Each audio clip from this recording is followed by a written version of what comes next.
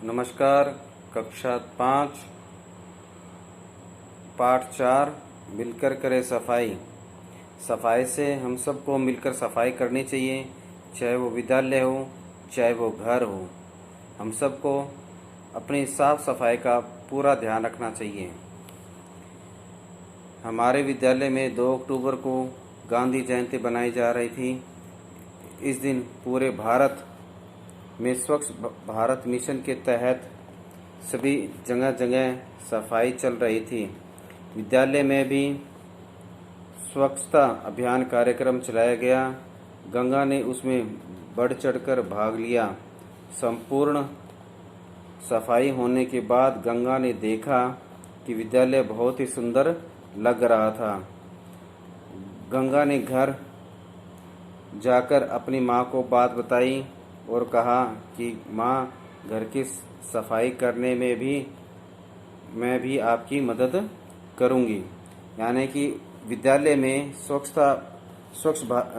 स्वच्छता अभियान कार्यक्रम चलाया गया, जिसमें सभी ने बढ़ चढ़कर भाग लिया।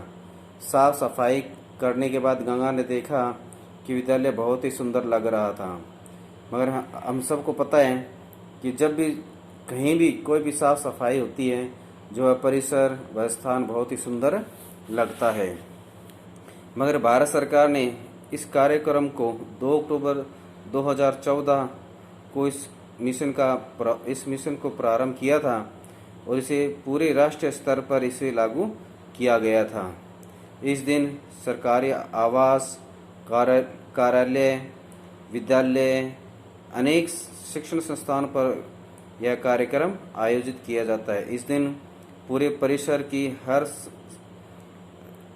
शिक्षण संस्थाएं हों चाहे सार्वजनिक कार्यालय हो, उनमें साफ सफाई का कार्यक्रम अभियान चलाया जाता है।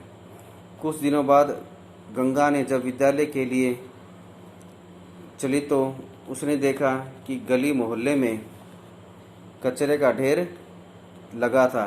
उसे अच्छा नहीं लगा। विद्यालय जाकर उसने अपनी कक्षा में इस बात की चर्चा अपने साथियों से की। गंगा ने बताया कि हम सब अपने स्कूल, घर आदि को तो साफ रखते हैं, पर गली मोहल्ले तो गंदे हैं। ऐसी साफ सफाई से क्या फ़ायदा। गंगा ने कहा कि अपने विद्यालय को तो अपनी कक्षा कि अपने विद्यालय हो चाहे घर हो, उसको तो अपने साफ सफाई रखते हैं, मगर आसपास गली मोहल्ले में अगर गंदे हैं तो ऐसी सफाई से क्या फ़ायदा। इसको कहना भी शुरुआत है।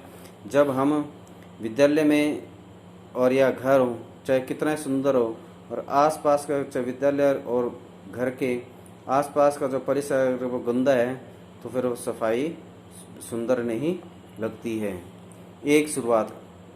गंगा बहुत खुश थी। आज उसके भाई भाभी आने वाले हैं जो शहर में रहते हैं। वह जल्दी घर पहुंची। आप सबको पता है, जब किसी घर में मेहमान आते हैं तो वो बहुत ही खुश होते हैं, क्योंकि उसमें मेहमान आने की उसका इंतज़ार होता है। तो इसी के दौरान गंगा जब विद्यालय से जल्दी घर पहुंची तो भाई भाभी उसके लिए बहुत से उपहार लाए। उनके आने से सभी बहुत खुश थे। थोड़ी देर बाद भाभी ने पूछा कि शौचालय कहाँ है। गंगा ने बताया कि घर में तो शौचालय नहीं है। भाभी खुले में शौच जाने को तैयार नहीं थी। भाभी का कहना था कि हम घर एवं बाहर घूंघट निकालते हैं तो खुले में शौच कैसे जाएं। यह तो अच्छी बात नहीं है। बहू की बात सुनकर दादाजी ने कहा, वह बिल्कुल सही कह रही है। आज ही कारीगरों को बुलवाओ और घर के अहाते में शौचालय बनवाओ। आजकल तो शौचालय बनवाने के लिए सरकार सहायता भी देती है। गंगा के घर शौचालय बनाता देख गांव के अन्य सभी लोग भी अपने यहाँ शौचालय बनवाने लगे। इन्हें कहने का मतलब है, जब गंगा के भाई भाभी गांव आए और गांव के दौरान जब भाभी ने शौचालय के बारे में पूछा तो घर में शौचालय नहीं होने के बावजूद तो वह शौचालय भाभी ने बाहर शौचालय जाने से मना कर दिया।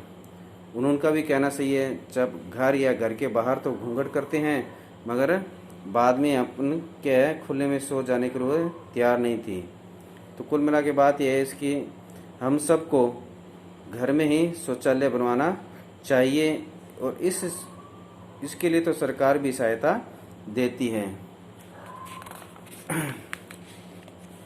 आदत हो मगर दिखावा नहीं। गंगा के भाई भाभी चंडीगढ़ यात्रा कर लौटे थे।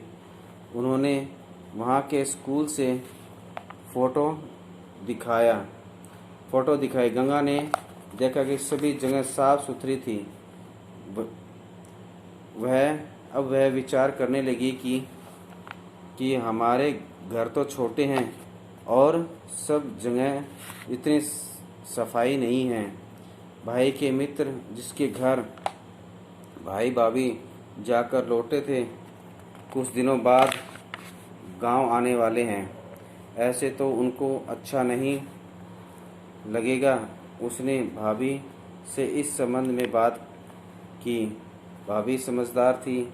उसने गंगा को समझाया, छोटे बड़े घर से कोई छोटा बड़ा नहीं होता, बस सफाई बहुत ज़रूरी है।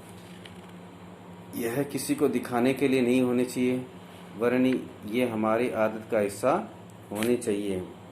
यानी कहने का मतलब है गंगा भाभी को समझाया कि घर का छोटा या बड़ा होने से कोई मतलब नहीं है मगर हमें क्या है साफ़ सफाई बहुत ही सुंदर होनी चाहिए। कहने का मतलब है घर कितना ही बड़ा हो मगर साफ़ सफाई नहीं होगी तो वो बहुत ही गंदा लगेगा। सफाई करने वाला श्रेष्ठ है, कचरा फैलाने वाला नहीं। यानी कहने वाला जो साफ सफाई करता है वही एक श्रेष्ठ कार्यकर्ता है, श्रेष्ठ व्यक्ति है और कचरा फैलाने वाला उतना नहीं है।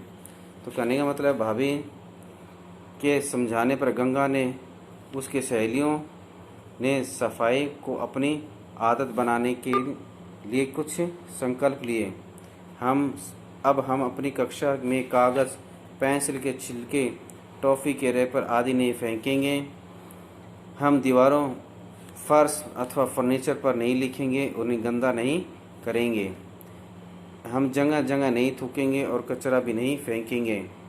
हम रोज़ नहाएंगे और साफ़ कपड़े पहनेंगे। हम प्लास्टिक के थैलियों का उपयोग नहीं करेंगे। हम हमारी गली मोहल्ले, स्कूल, घर और सार्वजनिक स्थानों पर साफ सफाई में पूरा योगदान करेंगे। जब हम बाज़ार में सब्जी, किराने का सामान आदि खरीदने जाएंगे तो कपड़े का थैला ज़रूर साथ लेके जाएंगे। यानी कि यह जो इसने संकल्प लिए हैं, मैं तो कहता हूँ भारत का हर नागरिक और हर विद्यार्थी अगर इस नियमों का पालन करेगा तो आने वाला वो समय दूर नहीं है जो अपना देश या अपना भारत देश एक स्वच्छ देश के रूप में जाना जाएगा। हम आगे का पाठ अगले दिन पढ़ेंगे। धन्यवाद।